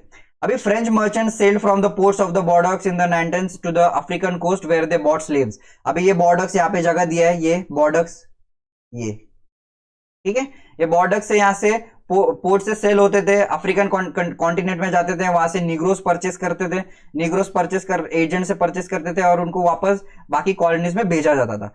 Slaves are packed tightly into the ships for 3 month, मतलब एकदम एनिमल्स की तरह उनको ट्रीटमेंट मिलती थी। क्योंकि अभी जो पैसेंजर्स है तो एक के लिए एक सीट तो होना चाहिए, पर उनको एज एनिमल्स उनको भरते थे शिप्स में और फोर्सफुली 3 महीने तक उनको ऐसा ही रखा जाता था और उनको वहां लेके जाया जाता था। They were sold to the plantation owners, मतलब किसको सेल करते थे, प्लांटेशन ओनर्स, उनके एग्रीकल्चर लैंड पे काम करने के लिए। The exploitation of slave labour made it possible to meet the growing demand in the European market for the sugar, coffee और indigo. Throughout the 18th century there was little criticism of the slavery, मतलब 18th century तक criticism बहुत कम था slavery के लिए कि slavery ban करना चाहिए, कुछ ही लोग बोलते थे, क्योंकि स्लेवरी पे डोमिनेंसी अरिस्टोक्रेसी के लोग, अरिस्टोक्रेसी का था। अरिस्टोक्रेसी मतलब पैसे वाले लोग, जो सोसाइटी में सबसे ज्यादा पैसे वाले लोग होते हैं उसको अरिस्टोक्रेसी बोला जाता है। National assembly held long debates about the right of a man should be extended to French colonies, मतलब जो स्लेव्स है उनको भी राइट टू लाइफ मिलना चाहिए, ऐसे कुछ लोगों की डिमांड्स होती थी। Laws never passed fearing opposition from businessman, पर ऐसे लॉ कभी पास नहीं हुए कि स्लेवरी बैन करनी चाहिए। क्यों, क्योंकि बिजनेसमैन स्लेवरी को कंट्रोल करते थे, उनको स्लेव्स चाहिए थे बिजनेस के लिए, ठीक है। तो finally 1794 convention freed all the slaves in the French overseas possessions. Finally 1794 में वो जो स्लेवरी होती है वो बैन हो जाती है। This turn out to be the short term measure. 10 years later Napoleon reintroduce करता है, मतलब जैकोबिन क्लब भले ही स्लेवरी हटा देता है, पर नेपोलियन जब डिक्टेटर बन जाता है वो स्लेवरी वापस रीइंट्रोड्यूस करता है।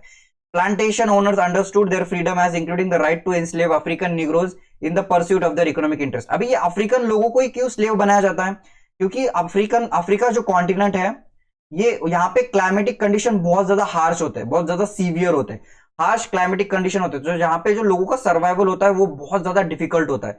तो उनका सर्वाइवल जैसे डिफिकल्ट होता है तो वो फिजिकली बहुत ज्यादा स्ट्रांग होते जाते हैं, ठीक है। तो negroes African are physically very strong, ठीक है। ओलंपिक्स में वगैरह रनिंग वगैरह में देखना वही लोग बहुत ज्यादा मेडल्स लेके जाते हैं, ठीक है, रनिंग वगैरह में, because they are physically very strong. तो फॉर स्लेव ट्रेड या उनको काम करने के लिए, फैक्ट्रीज में काम करने के लिए negroes were the best, perfect, कि ये फिजिकली भी बहुत स्ट्रांग है और लॉन्ग लास्टिंग रहेंगे, बहुत टाइम तक काम कर सकते हैं। तो फाइनली स्लेवरी नेपोलियन के बाद भी 1848 में क्या हो जाती है, फ्रेंच कॉलोनी से एबॉलिश हो जाती है। Negroes a term used for indigenous people of Africa, उनको निग्रोज बोला जाता है, ठीक है। The revolution and everyday life, अभी क्या होता है रेवोल्यूशन और एवरीडे लाइफ क्या होती है। The years following the 1789 in France saw many changes in the lives of main, women and children. अभी बहुत सारे चेंजेस हो रहे थे फ्रांस में, फ्रेंच रेवोल्यूशन हो रहा था, हर जगह पे प्रोटेस्ट हो रहा था, जैकोबिन क्लब बीच में आ रहा था, जैकोबिन क्लब ने वापस उनका गवर्नमेंट लाया था, फिर वापस डायरेक्टरी आ गई थी, डायरेक्टरी ने वापस नया कॉन्स्टिट्यूशन इंट्रोड्यूस किया था, तो बहुत बार कॉन्स्टिट्यूशन इंट्रोड्यूस हुआ था और लोगों की लाइफ बहुत ज्यादा कम टाइम में बहुत ज्यादा चेंज हो रही थी, नए नए चेंजेस आ रहे थे सोसाइटी में।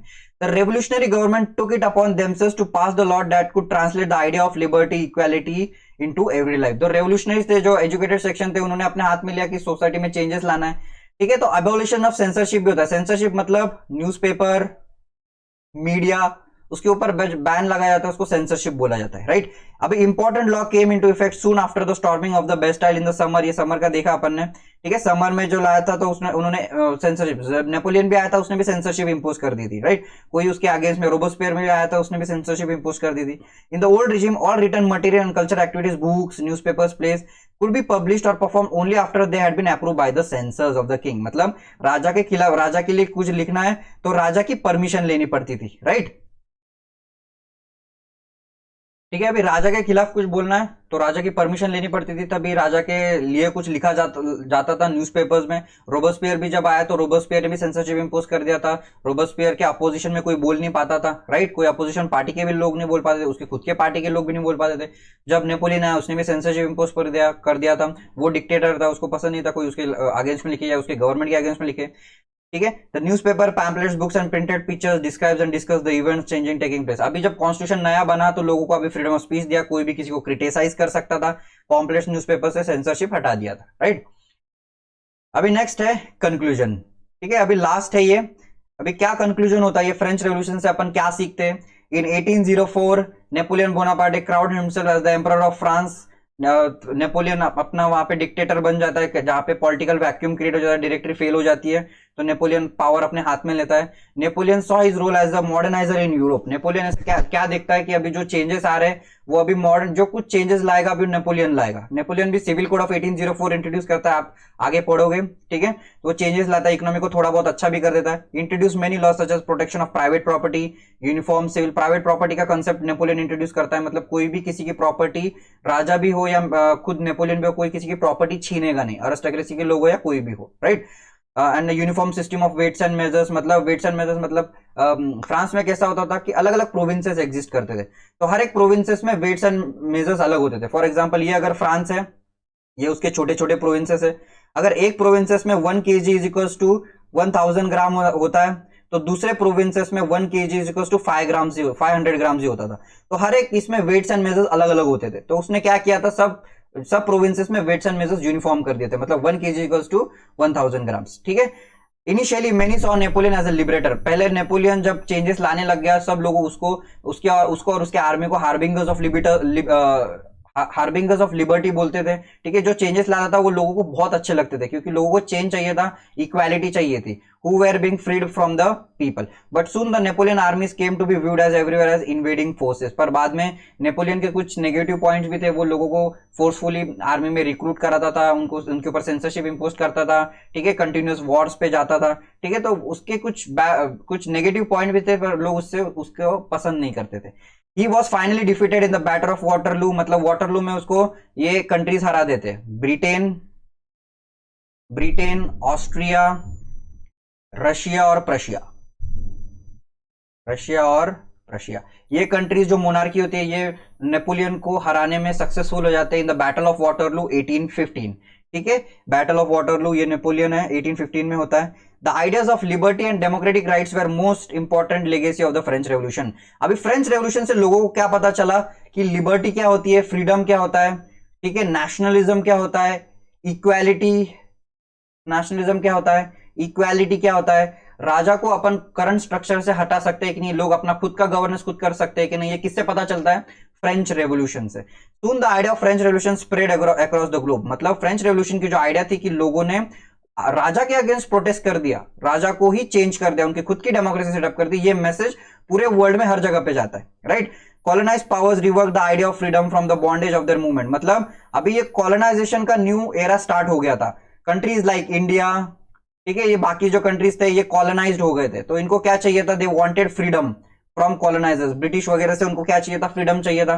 तो ये आइडियाज उनके लिए बहुत ज्यादा हेल्पफुल रहे कि अगर फ्रेंच रेवोल्यूशन में फ्रेंच के लोग अगर लिबर्टी ला सकते हैं तो हम इंडिया में हम भी ब्रिटिशर्स के अगेंस्ट हमको खुद को फ्रीडम दे सकते हैं।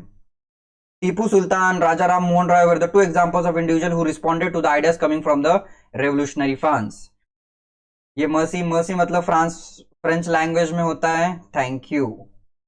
यहाँ पे चैप्टर खत्म हो जाता है। किसी को कोई डाउट है तो आप मुझे टेलीग्राम पे मैसेज कर सकते हो, इंस्टाग्राम पे कांटेक्ट कर सकते हो। Okay, thank you so much.